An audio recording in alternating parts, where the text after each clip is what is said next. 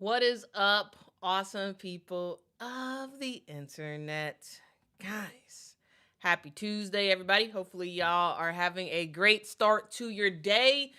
Guys, yesterday we did see a boatload of very, very good basketball games. We saw Ohio State mount an epic comeback and get the dub. We saw Vanderbilt go on a bit of a scoring drought and barely survive. And we saw UConn dominate as normal. I mean, it is UConn. So anyway, Quit in the Morning starts right now.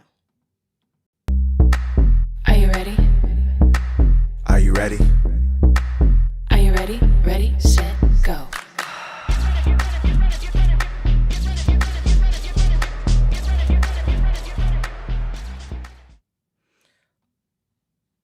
All right. Uh-oh. No. All right, ladies and gentlemen. We're actually going to get started today talking about the top 25 because pose, I do adore. Pose, I do adore. The AP polls did come out yesterday, and we got a team that hasn't been in the top 25 in a long time, but they are back and they are heating up in the Big Ten. I'm talking about none other than the Iowa Hawkeyes, guys. Let's actually get into the top 25. Let's get into the top 25. All right, because yeah. Here and also actually before I actually go down the line and talk about it, first of all, there is one thing I do want to say about the top 25 is that we have seen some crazy wild swings when it comes to the top 25 in the last couple of weeks. Basically since January 1st, we have seen a influx of upsets of teams that are falling apart, collapsing in front of our very eyes. We're seeing teams get some massive upsets that we didn't think would be possible. And because of that, we've seen some huge swings when it comes to the top 25 teams, right? A lot of teams that have been in the top 10 even have been switching out because it's just a rough time. It is just a rough time for these bigger programs, and hey, you can get got at any time, and some of these teams are absolutely getting got. As we go through this, let me know your surprise of the week when it comes to top 25. But the top teams are never a surprise. Here's the thing: UConn still number one, 18-0 on the season. I mean, they just destroyed Notre Dame yesterday, but a thing to note is that Notre Dame game did not count for the top 25 because none of the games on Monday. So we're going to talk about the games that happened on Monday in just a sec. None of those games yesterday affected the top 25. But UConn is UConn. They are just dominant, and it is what it is. You just can't stop them. You can't stop them.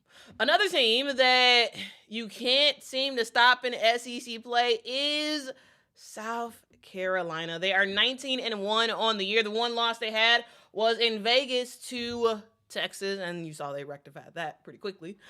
We do have some just additional challenging games that South Carolina has to still go through. You do have a game against Vandy. You do got a game against Oklahoma. 2 games that I do think South Carolina will win, but still a challenge because you just never know in the SEC. They do play on Thursday, so that's going to be a fun game to watch against Oklahoma. Next up for number 3, we got the Big Ten's UCLA Bruins. They are at number 3. Not a surprise. They're doing great in Big Ten play. Again, the one loss they've had this season, happened in Vegas. And since then, we're seeing a team that, number 1, got an additional player back in Sienna Betts. And number 2, it's just like they're all taking turns to make stuff happen, right? Of course, you got Lauren Betts, right? course, you got Kiki Rice, who are like sort of your bigger stars, and then you got players like a Gabriela Jaquez who can be a star for a game, and you have other players who kind of step up as the season has gone on, and in the Big Ten, yeah, UCLA is a top dog. They're top dog. And I don't really see very many challenges coming up for them. Do I think they're actually going to end up undefeated in Big Ten play? Probably not, because somebody's going to get them. But they definitely have sequestered themselves as a top dog. Is that a right way to say that word? Anyway. Now we're going back to the SEC, because here's the thing. When it comes to the top teams in the country, we always have to continue to talk about the best conference in the country, which is the SEC. The SEC has 4 teams in the top 6. 4 teams. South Carolina, number 2. Got Texas at number 4, who is looking very good. Now, yes, did Texas lose to South Carolina last week? Yes, but again, you lost to South Carolina. That's not a bad loss whatsoever. And so we'll see how Texas fares, especially against LSU. That game is coming up, and so that's going to be definitely a game to watch for sure. Texas is 19-2 on the season. Next up, we got Vanderbilt, who ended up barely, and I mean barely, surviving yesterday. They are ranked number 5 in the rankings, and here's the deal: 18-0. They're looking great. Now, yes, they got some challenging SEC games coming up ahead, but this team is rocking and rolling. Just finding various ways to ultimately get the win. Of course, we always have to talk about Michaela Blakes, because Michaela Blakes is phenomenal, but I think what yesterday additionally just showed is that Vandy is more than just Michaela Blakes, right? You do have a freshman, Aubrey Galvin, who is from Deerfield, Illinois. So shout out Illinois real quick. They just do have more players who can step up. Justine Passat, right? You have other players who are stepping up and making some noise for Vandy, and so that's a huge plus for this team. They're not just a one-trick pony. They have other players who can step up if needed. Next up, LSU, number 6. I mean, they're staying steady at that number 6 right now. They're 17-2 on the season. Again, they started off SEC play with 2 horrible wins. Well, the Georgia win is looking not as bad as it did initially. But since then, they have been rolling,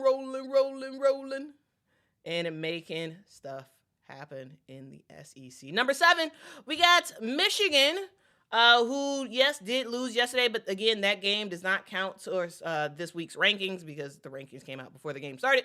But anyway, they were 15-2. Now they are 15-3 on the season. This is a team that does have a lot of pieces. You got Olivia Olson, you got Silas Swords, who are both leading your squad, and in the Big Ten, those 2 players, they're big dogs, right? And yes, they did lose to Vandy in the SEC, but like Big Ten play, again, your top dogs really are UCLA and Michigan, and those 2 teams are going to continue to roll out and do their thing. Next up, we have Louisville, who moved up 1 spot from number 9 to number 8, and they're looking great. 18-3 on the season. They had a fantastic previous week, and this upcoming week looks like they're gonna win their games, and yeah, Louisville's looking good. Some very close wins, but ultimately, hey, a win's a win. Speaking of close wins, not even a win, a loss. TCU, they're ranked number 9 They probably will be dropped come next week because they did lose yesterday, but barely lost yesterday to Ohio State. They are now 18-2 on the season. We also have entering the top 10 for the first time since Caitlin Clark is Iowa. The Iowa Hawkeyes are in the number 10 spot. Why? Because they're looking very, very good. You have in the last game it was Hannah Stokey who stepped up and was pretty big.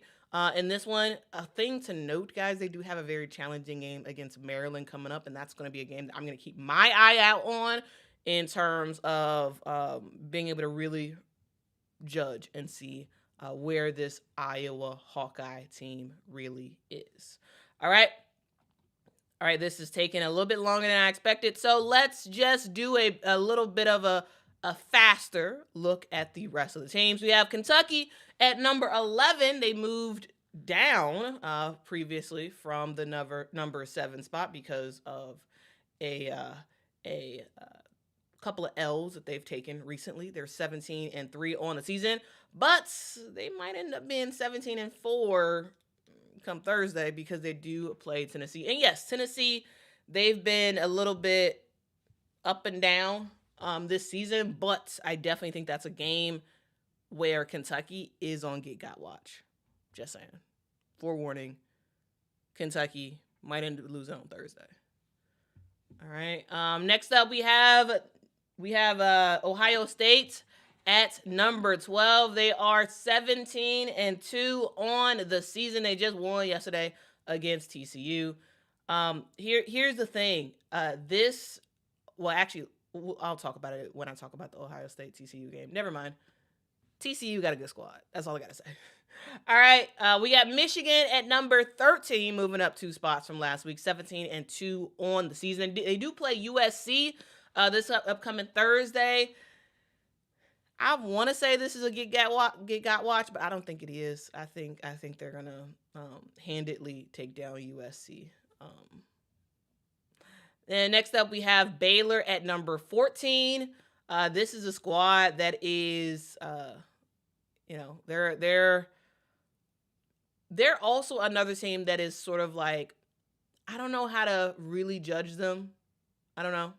And the reason why I say that is because when we look at some of the L's that Baylor has had so far this year, they've lost against Iowa State, but that was a very, very close game. They lost against Texas Tech.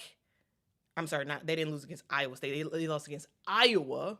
They lost against Texas, and they lost against Texas Tech. This is a team that hasn't played the top of the ticket, really, when it comes to Big 12 play. Big 12 teams, I should say. They do still have a game against West Virginia. They do still have a game against TCU, and so I think that'll be when I can really, really see how good Baylor is. But yeah, right now they are chugging along. They did beat Iowa State, but I mean, at this point, that don't mean anything anymore. Not really. Not really. That skid is a story to be told. That is for sure. All right. We're gonna keep going here. We at number 15 we got Maryland. The Maryland Terrapins did move down just a tad. At number 15, they are 17-3 on the season. They do play Iowa on Thursday, so that is definitely a game where it's gonna be a fun one because, hey, Maryland might end up going back up in the rankings after taking down Iowa this week. We have the Oklahoma Sooners, the city of Norman, at number 16. They did drop down after losing to LSU. Also, they lost to Kentucky. Also, they lost to Ole Miss. All right. So they've had some tough L's in SEC play, but that's how the SEC goes. That really is how it goes. Not a huge shocker there. But OKC at 16.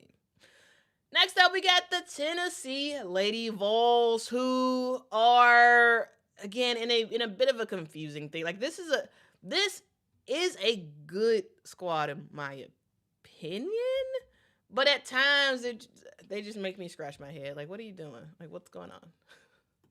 What is going on, guys? This is a team that has not had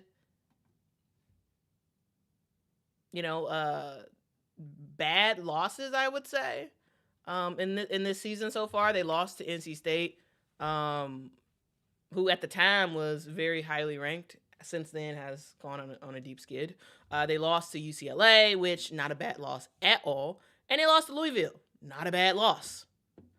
But at the same time, they haven't again played some of the top of the ticket teams in the SEC. And so as we head into February, I think that's going to tell us even more about who this Tennessee team actually is and how good they actually are. All right, next up we got Ole Miss, who have gone on a severe skid. Like really bad, like not really. Kind of bad. Here's the thing. They were talking about how they should, talking about rankings and all that good stuff, and then they basically didn't show up against Georgia. Georgia's a good team, but still just saying. They will redeem themselves this Thursday against Missouri. We also have Texas Tech, who was undefeated, no longer undefeated. They are 19-1 on the season so far. This is a team that just looks good. Yes, they lost to K-State, but I really enjoy watching Texas Tech this year and like what they're doing. This is a Cinderella type season for this team. Like literally, they were trash last year, and what's a difference a year makes. Just saying. Next up, we do have Princeton at number 20. They are looking pretty good in the Ivy League. They did also beat Harvard on yesterday. We got Duke that is back in the top 25. They are 13-6 on the season so far. This is a team that has gotten better as the year has gone on. And again, this is why it's helpful to have tougher opponents early in the season. Yes, you'll have some bad losses, but you'll have some much needed changes because of those losses. Number 22, we got West Virginia. Something. Take me home. Something. West Virginia 15-4 on the season so far. They are re-entering the top 25.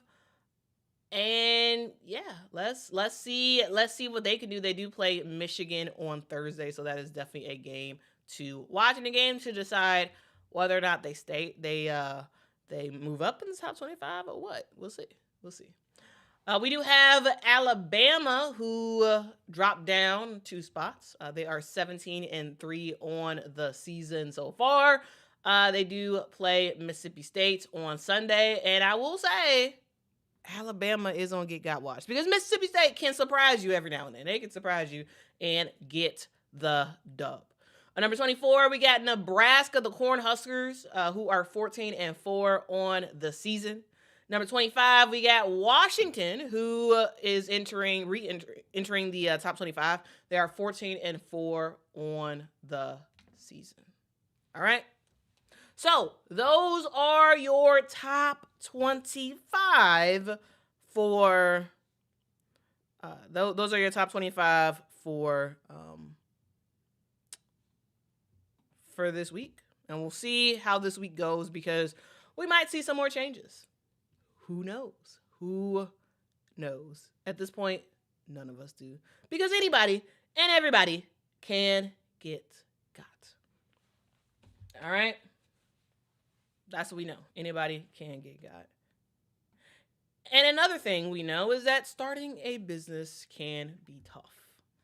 There's a lot of decisions you have to make. There is a lot of paperwork, a lot of just confusing things that you have to worry about.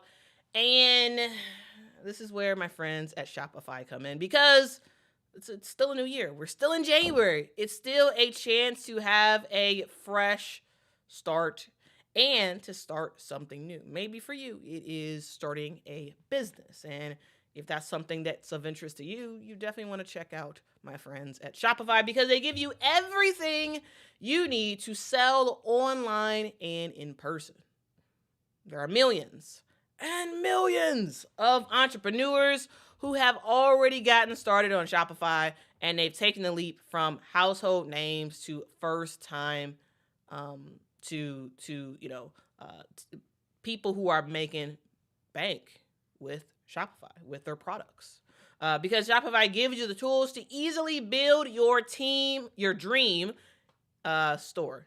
Well, team dream store, whatever. You can choose from hundreds of beautiful templates that you can customize to match your brand and make it feel like there really is a team behind you, when it really is the power of the Shopify engine. As you grow, Shopify grows with you. You can handle more orders, expand to new markets, and do it all from the same dashboard, which I think is pretty helpful. In 2026, stop waiting and start selling with Shopify. Sign up for your $1 per month trial and start selling today at shopify.com/allcity. That is shopify.com/allcity. Shopify.com/allcity. And hear your first ka-ching this new year with Shopify by your side. And you want to know who else is by your side? I mean, luck is by your side, especially if you are Vanderbilt. Here's the thing, guys. Yesterday, Vandy played Michigan State and barely survived this game. They went on a scoring drought to close out the game, and Michigan State. Oh my God. Why did I put Michigan State? Michigan, not Michigan State.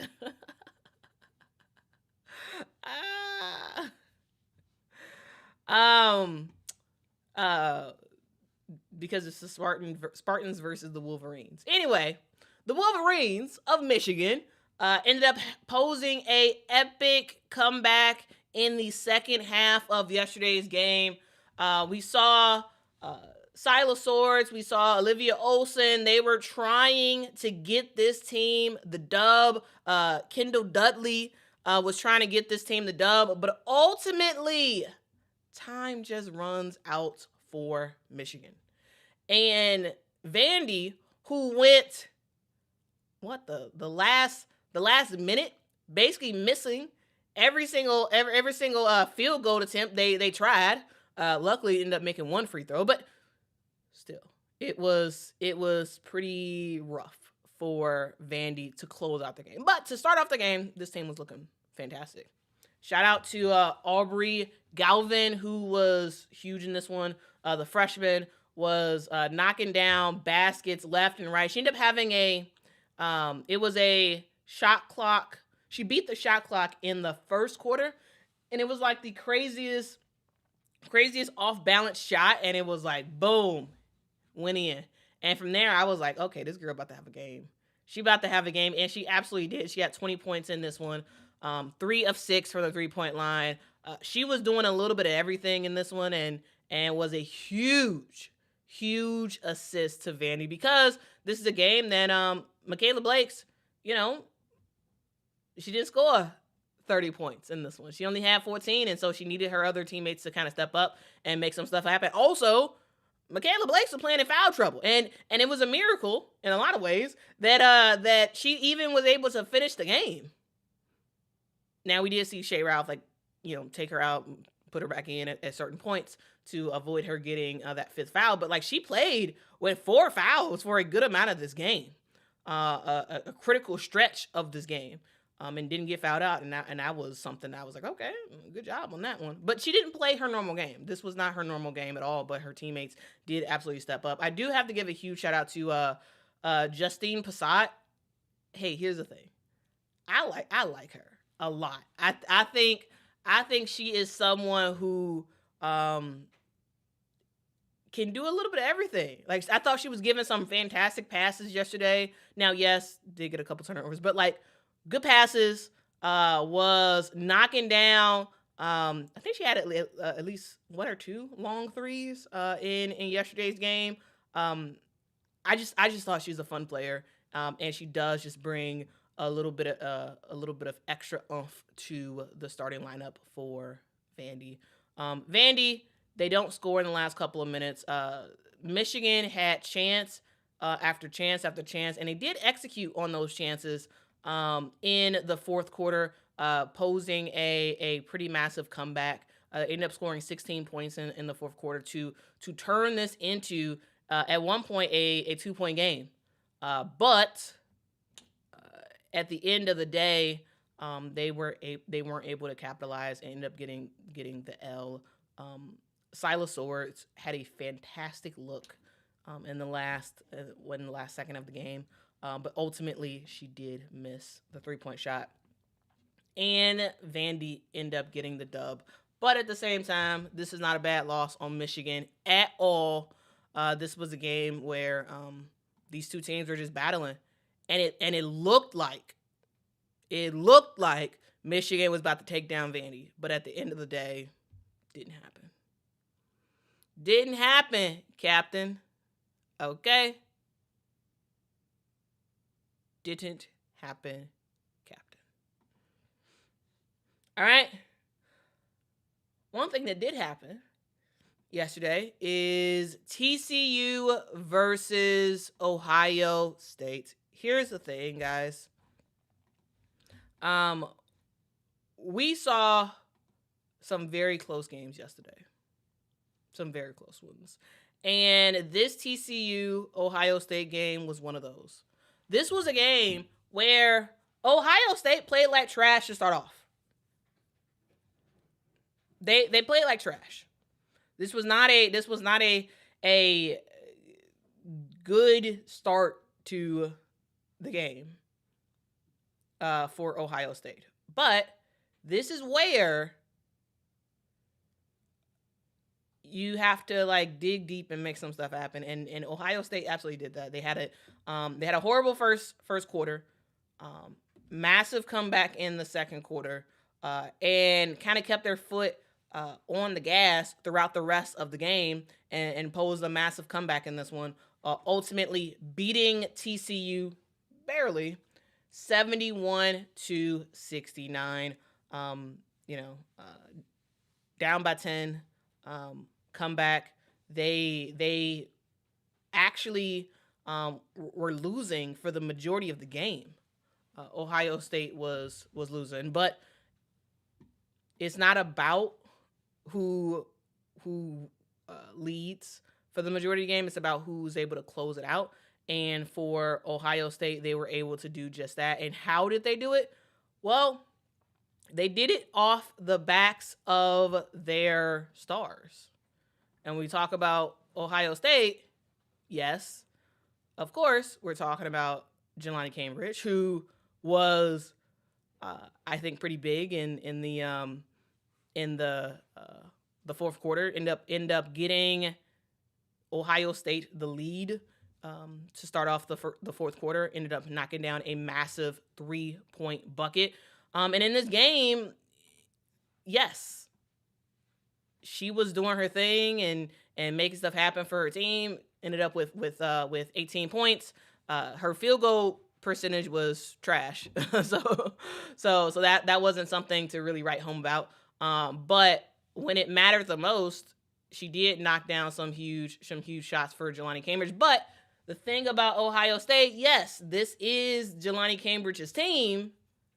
This isn't solely Jelani Cambridge. In this game, we did see Chance Gray have a absolute fantastic game in this one. Was huge to really number one, keep this team in it. And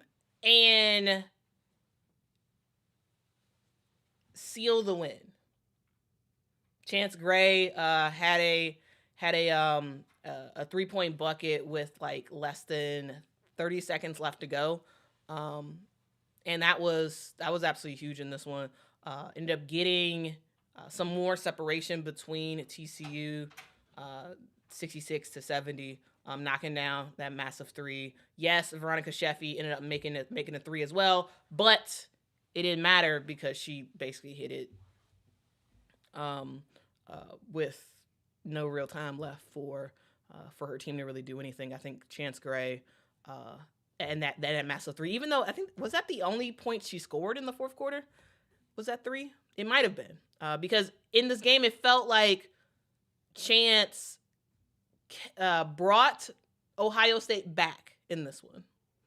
And then when it came to closing out the game, it was Jelani Cambridge and her sister, Kennedy Cambridge, who closed it out.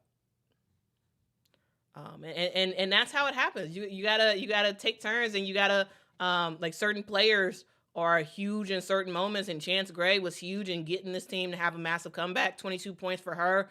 Made 6 threes in this one, including that big bucket in the fourth quarter. She was big. And then we saw Jelani and Kennedy kind of close it out in the fourth. And Ohio State poses a massive comeback and takes down TCU. But just a quick shout out for TCU. Olivia Miles had a fantastic game. 24 points, 11 rebounds, 7 assists. She is just showing WBA teams that she could be PG1 for their squad. All right, some other games real quick. Let's talk about UConn versus Notre Dame. I mean, UConn killed Notre Dame. Nothing to really write home about. They just... They look great. And Notre Dame did not. It is sort of is what it is. Everybody in the starting lineup for UConn scored in double digits as they easily took down the Fighting Irish. No issues whatsoever in that game. Nothing to really talk about either. I mean, Hannah couldn't really get anything going. And if she can't really get anything going, it's no chance for Notre Dame. All right. And then when it came to other games, there was another game that I want to talk about real quick. And it was Harvard versus Princeton that went into overtime and led to Princeton ultimately getting the dub 82-79. Here's the thing. Ashley Che was absolutely huge in this one. And when it comes to this Ivy League, it is all about Princeton and Harvard. They are the top dogs in a lot of ways. Like in the last several years. But Harvard is sort of dropping off, and it seems even more so that it is Princeton's league to take. And so it is what it is. So shout out to the smart girls who are kicking butt when it comes to basketball. Y'all have fun. Anyway. Yeah, I mean, enough said. KK Arnold is a really good defender. I mean, yes. And there's a reason as to why Notre Dame scored what they scored. So, just saying. Anyway, that's the show. I went over. My apologies for that. But thank y'all so much for watching. Make sure to hit that like button, hit that subscribe button. And I will catch you all in the next one. Until next time, guys. Bye-bye. Are you ready? Ready, set, go.